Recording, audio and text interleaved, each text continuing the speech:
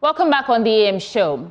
So our head of the research desk, Akufo-Addo, joins me now in the studio to give us an in-depth analysis and understanding of the issues actually causing this erratic power outages in the country. Kofi, good to have you in the studio.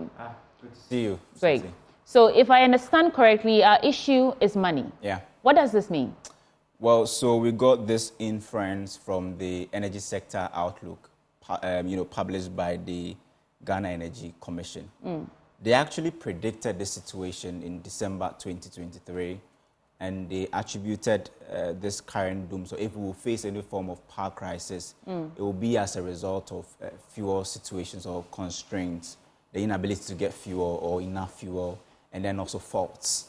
This fuel to power the thermal plants to supply electricity. Exactly, because they estimate that in 2024, about 64.4% of our installed capacity or dependable capacity will come from thermal plants, and they will need fuel. Now, we've also been reading from that same document, and we realize that even the natural gas that we need, we know we will get some from the TEN, the Sankofa, and then the ENI. But the remaining amount is about, I think, more than 60-something MFSQ will come from Nigeria. We do not know if we have the money to buy it at the moment.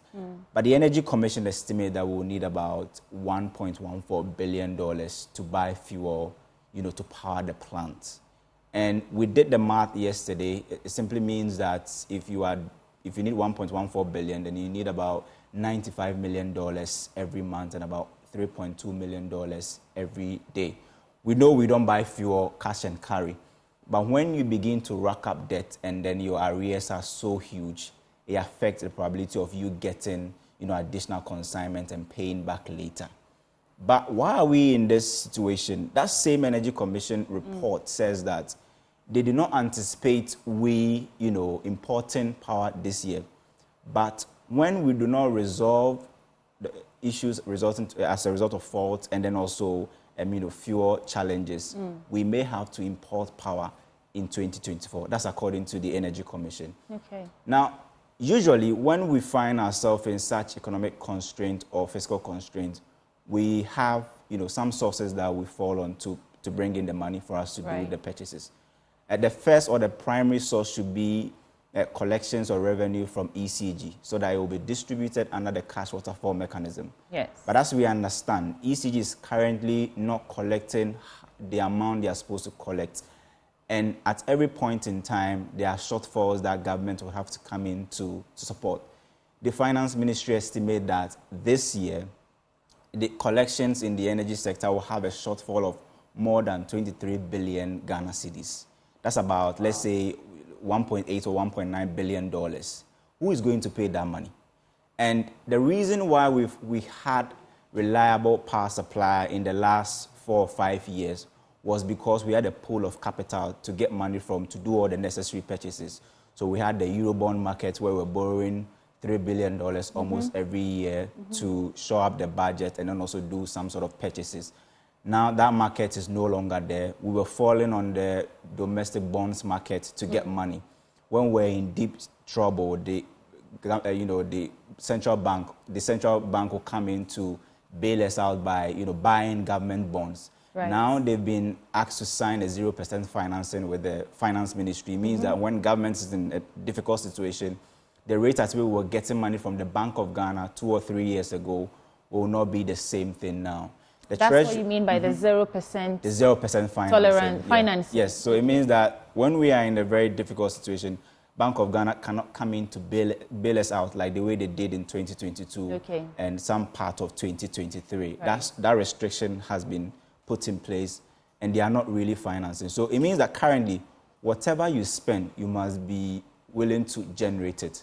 That's why we introduced the automatic tariff adjustment, but that has been in operation, and we are in the second year, and we've seen that's not working because ECG collects all the revenue in cedis, and by the time they are about to pay their debtors and all of that, they pay them in dollars. They do almost all their operation in dollars, and the exchange rate situation affects ECG a lot. So they will collect all right, but when you put it on the altar of exchange, that money reduces and there's always some shortfall that they have to. So that's what accounts for the shortfall in the Yes. payment of the various key players in Absolutely. the cash waterfall mechanism. Yeah. So one, ECG is not collecting enough, or the amount required. PRC set a threshold of, I think, about 98% of collection. But I think the first 3 months of this year, they were expected to collect some 8 billion Ghana cedis. They ended up collecting only, I think, 4.9 billion Ghana cedis. So that shortfall is where the finance ministry must come in. And we understand that since August 2023 to now, the finance ministry is supposed to pay some 1.3 billion Ghana cedis to show up or to close that gap so that we can have reliable supply. But the PRC says that the finance ministry since August has not, complied with this form of top-up role that they have to perform under the cash waterfall mechanism. So simply because they don't have the money. They don't have the money. I mean, the finance ministry also depend on Bank of Ghana, the bonds market, the treasury bill market, the euro bonds to get money. Right now, all those sources have dried up. So where are they going to get the money? And already we are running a budget deficit of more than, I think, 50 billion Ghana cedis. And we are trying to find money to close that gap. So it's a very difficult situation that government finds itself in at the moment. And we are hoping that maybe the IMF money and other monies will come in so that they can have that breathing space to do some of these things. But even if the IMF money comes in, that's just to solve our problem for a year. Every year on, we need to cough up about $2 billion? 1.1, and in next year, for instance, to go up because it wasn't the same last year. So every year or each year, that money we need to buy fuel will go up. So we have the crude at the moment, but the Energy Commission actually, anticipated that we're not going to get more output like the way we got last year. And so that crude that we have is the same crude that we get the natural gas and other things from it. So when the crude is down, then it means that the probability of you getting the natural gas out of it, so the TEN, the Sankofa, and the ENI all getting the required gas for us to power plant reduces. And you need to depend on the West African gas pipeline, which is Nigeria, to get the remainder or the gap. And now we know we are owing WAPCO. And it's not really been that smooth operation or discussion with them because of the huge amount of arrears. We know that I think at the beginning of the year, they closed the pipeline because of the huge arrears that we had. It took government some sort of negotiations and to pay up some monies upfront before we got the pipeline open once again. So it's simply a monetary issue, and we are hoping that we get the money to solve the problem. So we don't have money to buy gas to fuel our plant. What can we do?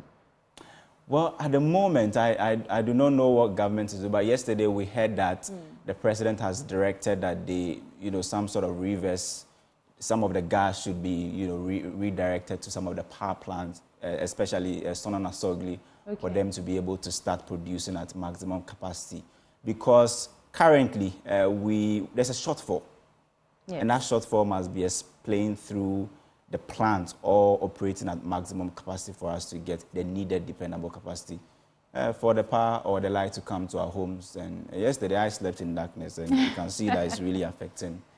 Wow. So it's not an issue of faulty transformers. It's not an issue of localized faults, as ECG is saying. It's simply because we need money, which we do not have because we are collecting money in CDs and we are buying or trading fuel and other things in dollars. And so there's that shortfall. The ministry cannot help us. The various mechanisms or ways and means that we would have previously fallen on to help augment these payments have also dried out. Absolutely. So we are just at a standstill.